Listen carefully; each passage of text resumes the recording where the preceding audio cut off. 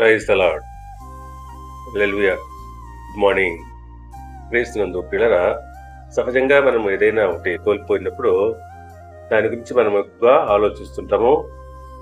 అంతకంటే గొప్పవి మనకు రావేమోనని భయపడుతూ దిగులు చెందుతాం. కానీ దేవుడు ఏదైనా ఒకటి మనము కోల్పోయామంటే తిరిగి దాని స్థానంలో అత్యున్నతమైన దాన్ని ఆయన మనకు అనుగ్రహిస్తాడని అర్థము. అవును, దీన్ని బట్టి వాక్యం ఏం చెప్తుందంటే, కీర్తనల గ్రంథము 85వ కీర్తన 12వ వచనం, యెహోవా ఉత్తమమైన దానిని అనుగ్రహించును. ఇలా దేవుడు అనుగ్రహించేది ఏదైనా సరే అది ఉత్తమమైనది, ఘనమైనది. అవును, ఆయన కృపామయుడు. ఆయన మనకు కృపను, ఘనతను అనుగ్రహిస్తాడు. ఆయన యందు మనం విశ్వాసం ఉంచినట్లయితే తప్పకుండా ఆయన మనకు మంచి ఈవులను ఇస్తాడు.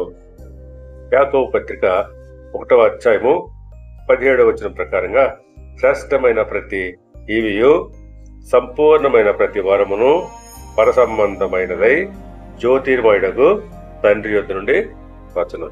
అవును, ప్రతి మంచి వరము పరసంబంధమైనది, అవి దేవుని యొద్ద నుండి మనకు దొరుకును. కాబట్టి పిల్లరా, మనము విశ్వాసంతో ఎదురు చూస్తూ ఉన్నట్లయితే తప్పకుండా ఆయన మనకు ఎంతకంటే గొప్పవి, మంచివి, ఉన్నతమైనటువంటి వాటిని అనుగ్రహిస్తాడు. కాబట్టి ఆయన ఉత్తమమైన వాటిని మనకు అనుగ్రహిస్తాడు. దేవుడు మిమ్మల్ని దీవించి ఆశీర్వదించి వర్ధిల్ల చేయనుగాక. ఆమేన్.